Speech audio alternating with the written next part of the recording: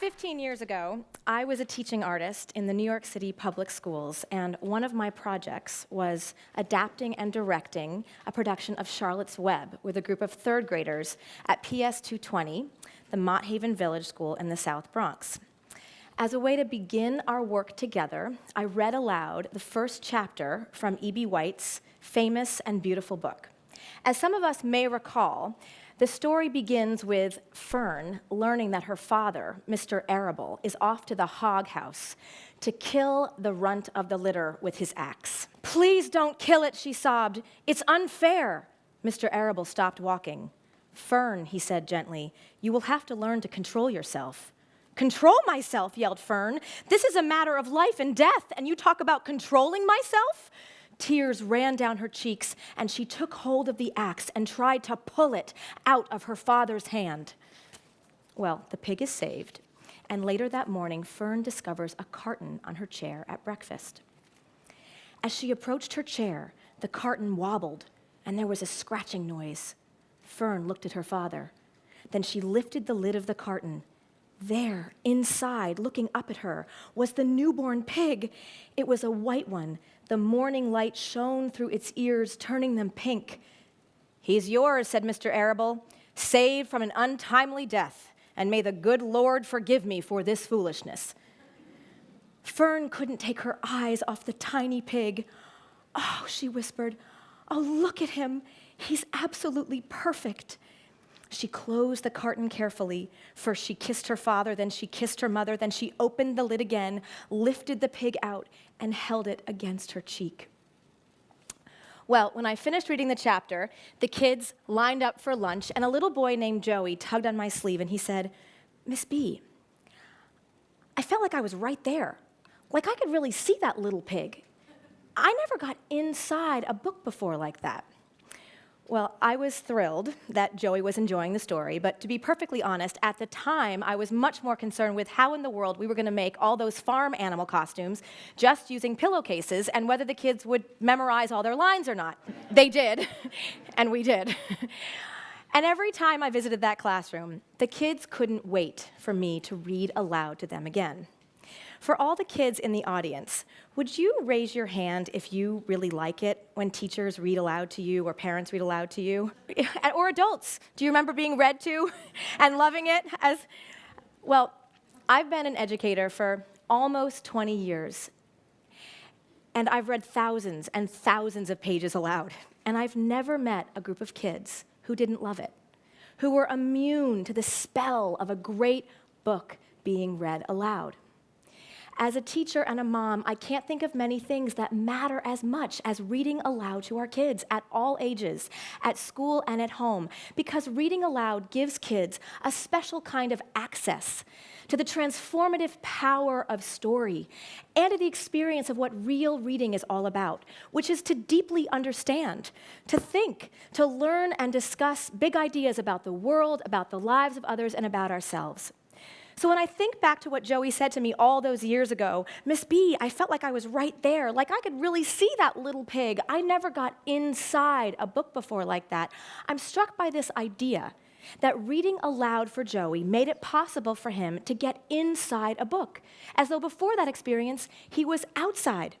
Because Joey's not alone in feeling that way. Reading for a lot of kids can feel like a locked building. Without the right key or the right code or the right experiences, they can't get in. They feel like they're outside. Because for some kids, dealing with the code, the tangle of letters and sounds, tricky words and vocabulary, is a more difficult process for any number of reasons. The decoding of words takes up so much brain energy, they don't have a lot of brain space left over to actually take in the story or the meaning.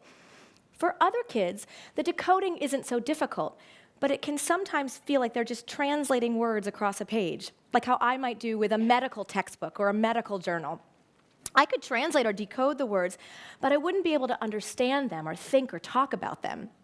How many of us here have found ourselves halfway down a page only to realize, I have no idea what I just read?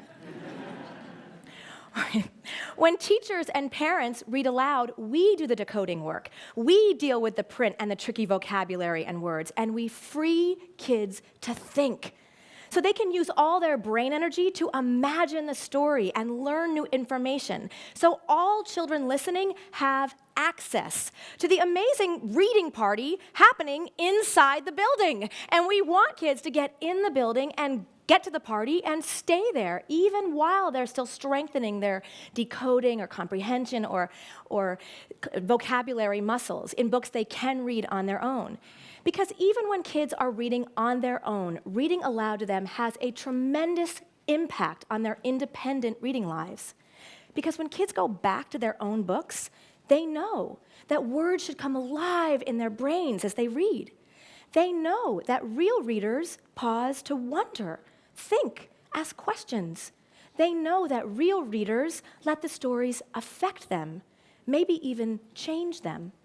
Because the way that we stop and react to something that we read aloud gives us an opportunity to model compassion, to wonder aloud in a genuine way about a choice a character or a community made.